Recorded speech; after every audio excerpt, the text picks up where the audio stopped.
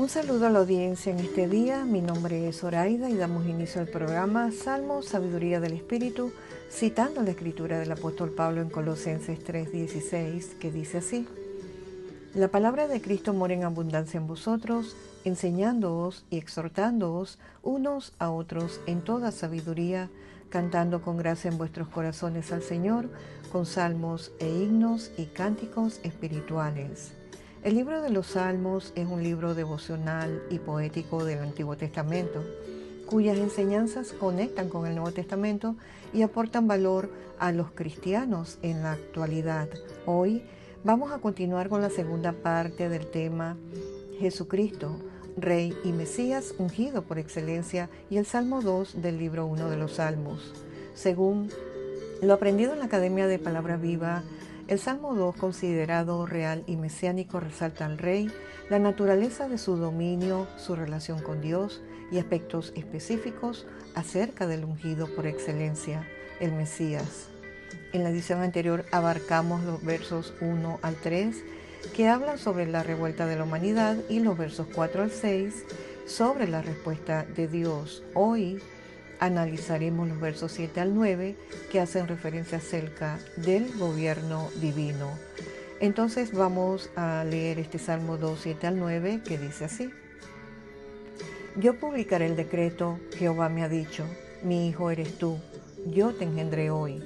Pídeme y te daré por herencia las naciones y como posesión tuya los confines de la tierra. Los quebrantarás con vara de hierro, como vasija de alfarero los desmenuzarás.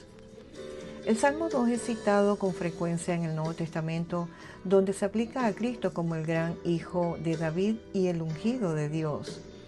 En Hechos 13, Pablo y Bernabé están en Antioquía de Pisida. Durante su predicación en la sinagoga, Pablo cita este Salmo 2:7, como se registra en Hechos 13:32 al 34. Allí dice: Y nosotros también os anunciamos el evangelio de aquella promesa hecha a nuestros padres, la cual Dios ha cumplido a los hijos de ellos, a nosotros resucitando a Jesús, como está escrito también en el Salmo 2: Mi hijo eres tú, yo te he engendrado hoy. Y en cuanto a que le levantó de los muertos para nunca más volver a corrupción, lo dijo así: Os daré las misericordias fieles de David. En la Academia de Palabra Viva también aprendimos que en Hebreos 1, 4 al 14 se destaca la superioridad de Jesús sobre los ángeles, ya que solo Él heredó un nombre más excelente y cumplió profecías que ningún ángel logró. En la Biblia, los ángeles son llamados hijos de Dios solo como criaturas. Jesús, en cambio, es hijo de Dios en igualdad con Dios. En Hebreos 5, 1 al 10 se establece que el sumo sacerdote debe ser humano, compasivo y designado por Dios. Cristo, aunque era Dios, fue llamado por Dios Padre al sacerdocio, según Hebreos 5, 5 al 6. Cristo fue sacerdote según el orden de Melquisedec, no de Aarón, y ambos eran reyes sacerdotes, designados por Dios. Pero solo Cristo es el autor de la salvación eterna. Ningún sacerdote logró esto. Regresando al Salmo 2:8, que dice: Pídeme y te daré por herencia las naciones y como posesión tuya los confines de la tierra.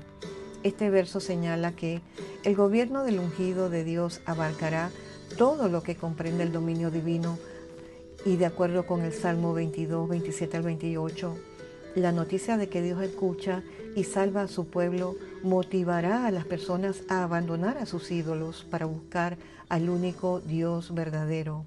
El gobierno del Dios de Israel es universal y las naciones lo reconocerán por cómo Dios favorece a su pueblo. Volviendo al Salmo 2:9, allí dice: Los quebrantarás con vara de hierro, como vasija de alfarero los desmenuzarás. Según Apocalipsis 12:5 y Apocalipsis 19:15, estas palabras se cumplirán en el reinado triunfante de Cristo. El Señor Jesucristo gobernará, literalmente pastoreará a las naciones.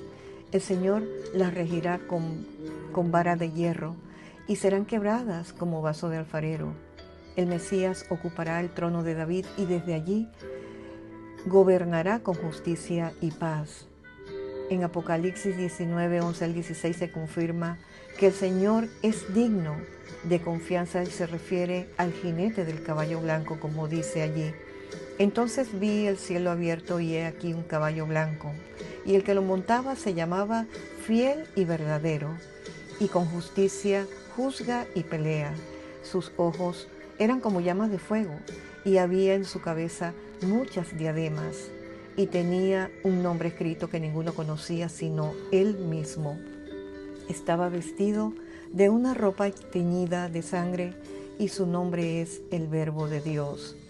Y los ejércitos celestiales, vestidos de lino finísimo, blanco y limpio, le seguían a caballos blancos. De su boca sale una espada aguda para herir con ella a las naciones, y él las regirá con vara de hierro, y él pisa el lagar del vino del furor y de la ira del Dios Todopoderoso. Y en su vestidura y en su muslo tiene escrito este nombre: Rey de Reyes y Señor de Señores. El autor Evis L. Carballosa, en su libro La consumación del plan eterno de Dios, sostiene que estos versículos presentan el deslumbrante regreso de Jesucristo a la tierra con poder y gloria, con el propósito de inaugurar su reino basado en paz, justicia y santidad. La segunda venida de Cristo en gloria está prevista tanto en el Antiguo Testamento como en el Nuevo Testamento. En su regreso triunfante a la tierra como guerrero divino, el Señor Jesucristo derrotará a todos sus enemigos. La frase "y he aquí un caballo blanco" se refiere a un caballo diferente al mencionado en Apocalipsis 6:2. Apocalipsis 19:11 representa al verdadero Mesías que regresa a la tierra como soberano rey del universo. La expresión "y el que lo montaba se llamaba Fiel y Verdadero". Esta denominación contrasta con los falsos cristos citados en Mateo 24:24, quienes surgirán en los últimos tiempos, y hace referencia específica al anticristo, quien intentará engañar a la humanidad mediante señales y prodigios mentirosos, como dice 1 Tesalonicenses 2:9. La frase "y con justicia juzga y pelea" destaca la justicia como una característica esencial del Mesías y su reino, conforme a los textos de Isaías 11:5 y Jeremías 23:6. La expresión "sus ojos eran como llama de fuego" constituye un símil que indica la capacidad del Mesías para percibir todo, incluso los aspectos más ocultos del corazón de sus enemigos. La frase "y había en su cabeza muchas diademas" señala tanto la dignidad real como la soberanía ilimitada del Mesías, ante quien los reyes de la tierra deberán doblar sus rodillas en reverencia y reconocimiento delante del gran Rey del universo. El verso 13 menciona el nombre el Verbo de Dios, igual que en Juan 1:1. El verso 14 describe a los ejércitos celestiales siguiendo en caballos blancos al guerrero divino, vestidos de lino blanco y limpio.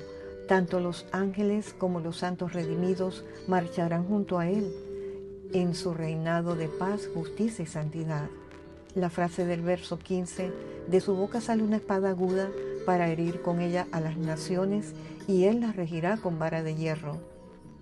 El Rey Mesías ejercerá juicio sobre todos aquellos que han rechazado su misericordia y prefieren persistir en una actitud de rebeldía frente a Dios.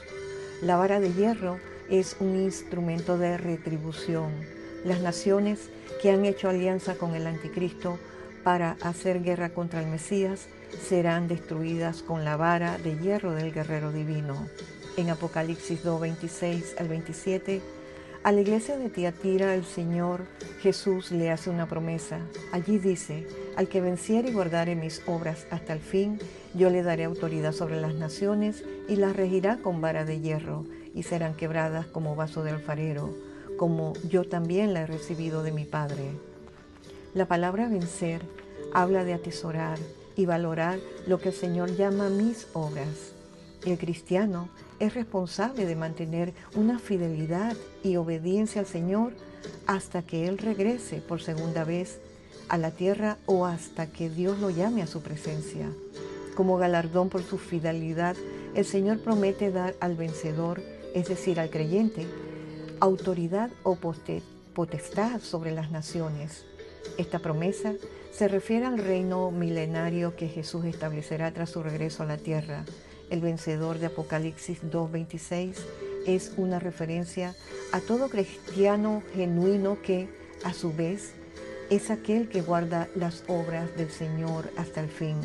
Sin dudas, la frase "y la regirá con vara de hierro" de Apocalipsis 2:27 guarda relación directa con este Salmo 2:8 al 9. En su segunda venida, el Señor Jesucristo no viene para salvar, sino para juzgar. Las naciones rebeldes serán quebradas como vaso de alfarero, por la vara del que viene como Rey de Reyes y Señor de Señores, y el vencedor se unirá a Cristo para destruir a las naciones que se oponen a Él. En Apocalipsis 17:14 también se menciona que quienes están con el Cordero vencedor son llamados y escogidos y fieles. Dios los ha llamado y escogido para su gloria, y por su fidelidad al Señor recibirán su galardón. Apreciados oyentes, la palabra nos enseña que en su primera venida el Señor Jesús fue el Cordero que pagó con su sangre el rescate para liberar al pecador, como dice Efesios 1:6 al 7. Su obra redentora nos compró, como dice Apocalipsis 5:9 y 1 Corintios 6:20. El Señor, Él dio su vida en rescate por muchos, y mediante su sacrificio y resurrección, Él derrotó al diablo, al pecado y a la muerte, obteniendo el derecho de gobernar y juzgar al mundo. En su segunda venida, el Señor Jesús regresa como Rey a tomar posesión de su reino y a gobernar las naciones. Él reclamará los reinos del mundo, como dice Apocalipsis 11:15. Además, los redimidos compartirán el gobierno de Dios en el reino milenario venidero, como dice 1 Corintios 4:8. Al estudiar este salmo, reflexionaba sobre las tres cualidades necesarias de quienes regresan con el Señor: llamados y escogidos y fieles. Y me preguntaba a mí misma, ¿es firme mi fe en Cristo? ¿Camino fielmente esperando el día de su regreso para compartir junto a Él su reinado de paz, justicia y santidad? He analizado si la doctrina o enseñanza bíblica que recibo es realmente basada en el Evangelio genuino de Jesucristo o proviene de enseñanzas falsas. Ignorar o desconocer la palabra de Dios abre la puerta al error y al engaño.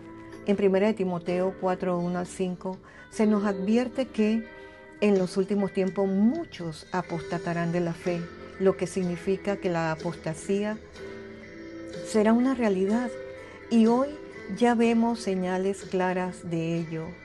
Somos testigos del aumento de la traición, el odio y la proliferación de falsos maestros.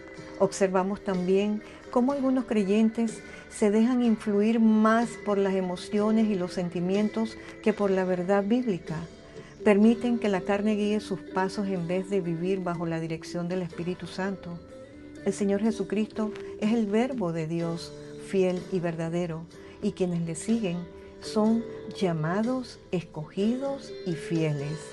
En el tribunal de Cristo, cada creyente comparecerá y dará cuenta a Dios por sus acciones, sus motivaciones y la calidad de su servicio, como dice Romanos 14:10 al 12, 2 Corintios 5:10. Las obras de cada uno, sea oro, plata, piedras preciosas o madera, heno y paja, serán probadas por el fuego. Habrá recompensas por la fidelidad, como las coronas, mientras que la infidelidad puede traer pérdidas, como dice 1 Corintios 3:10 al 15. Yo reconozco que debo esforzarme más en servir al Señor con fidelidad. ¿Y tú, hermano, hermana, estás preparado para estar entre los redimidos, llamados, escogidos y fieles que siguen al Señor Jesucristo y que compartirán con Él el gobierno en el reino milenario venidero. Apreciados oyentes, el tiempo se me ha agotado y hemos llegado al final de esta segunda parte del tema Jesucristo, Rey y Mesías, ungido por excelencia, parte 2. En la próxima edición continuaremos con la tercera parte de este importante tema. Me despido de ustedes recordando lo que dice Romanos 10:17. Así que la fe es por el oír y el oír por la palabra de Dios. No olvide que usted es importante y tiene un lugar en el corazón de Dios. Y no se olvide que el libro de los Salmos es el espejo del alma del creyente. Y si este programa es de edificación en su vida, suscríbase en nuestro canal de YouTube en @rojas-garcía 0330, Salmos, Sabiduría del Espíritu, o escríbanos a rojasgarcia0330 @protonmail.com. Les habló por Celedonio y Zoraida del Ministerio El Renuevo del Señor. Nos vemos en la próxima. Bendiciones.